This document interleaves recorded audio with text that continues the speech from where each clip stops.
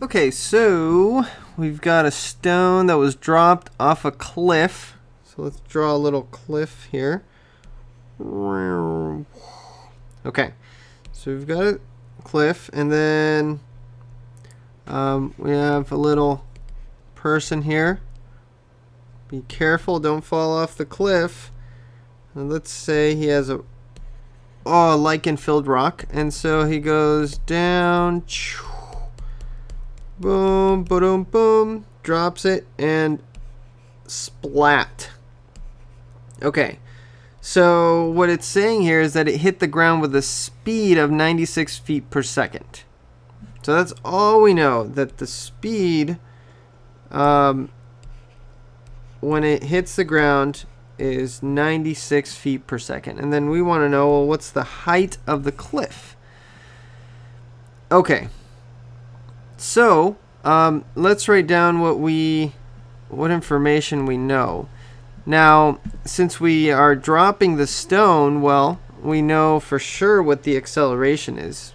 We know the acceleration is a negative 32 because of gravity. So, and this is in feet per second squared. So I don't really need that, but I just wanted to write it down.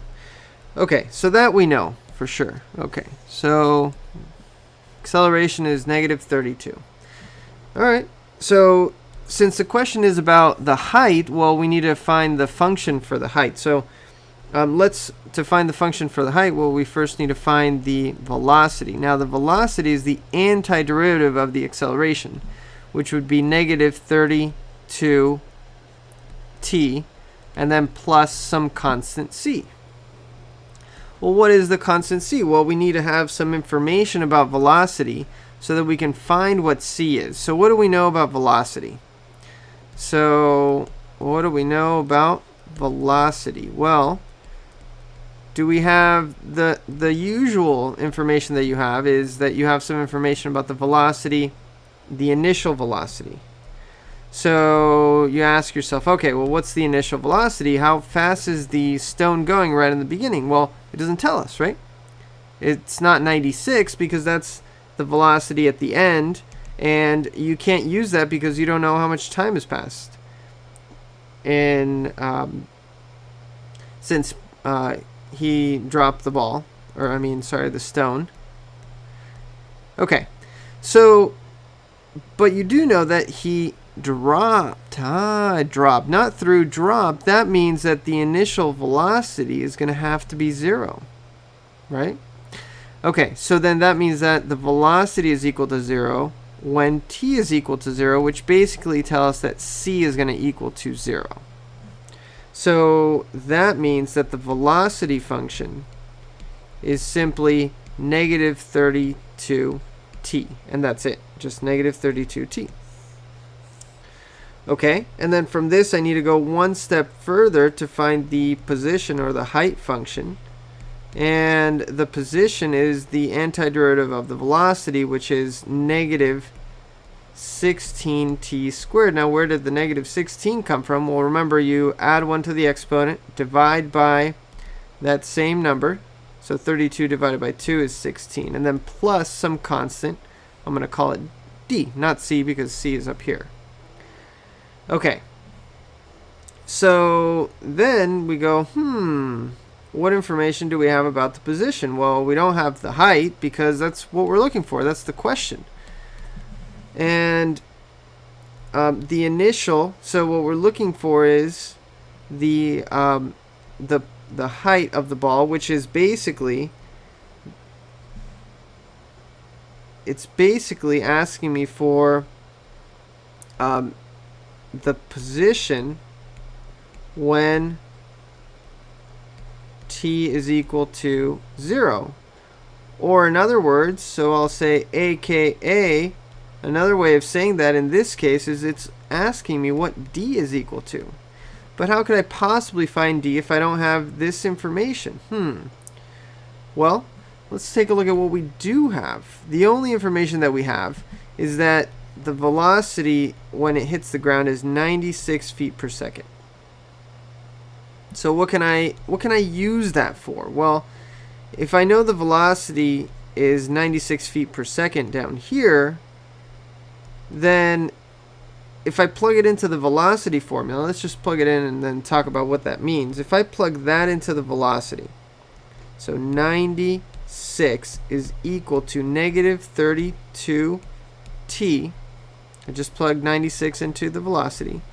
What this is saying is that t is equal to 96 over negative 32. Okay, now, small little detail actually. The speed is 96. Remember, the speed is the absolute value of the velocity, but the actual velocity itself has to be negative because it's going downwards. So that's a small little tidbit that I forgot, but that's okay. Small mistake there. Now, t is equal to 96 divided by 32. That's going to be equal to 3, and the units are 3 seconds. Now, it's really important to understand what is the interpretation of this time. What is that? So 3 seconds, that's how much, if t equals 0 is up here, well, t equals 3, that's when it's down here. So this is the time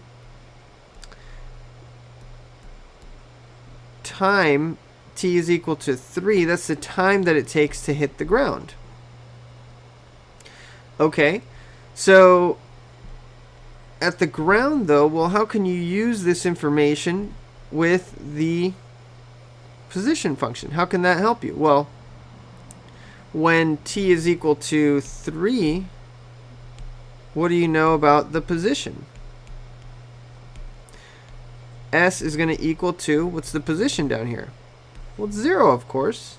So see, this is your point. This is basically telling you, if you put this together, this is saying that S of 3 is equal to 0. And this is your information about the position that you can use to find what D is. Okay. So that's our battle plan. So I plug in 3 for t and 0 for s. So 0 is equal to negative 16 times 3 squared plus d. Okay, so that means that d is equal to 16 times 9, which is equal to 144. And this is in feet. And that's it. So this is what the question was asking for. How high is the cliff? Because 144, when t is equal to 0, the height is 144. And so that's it.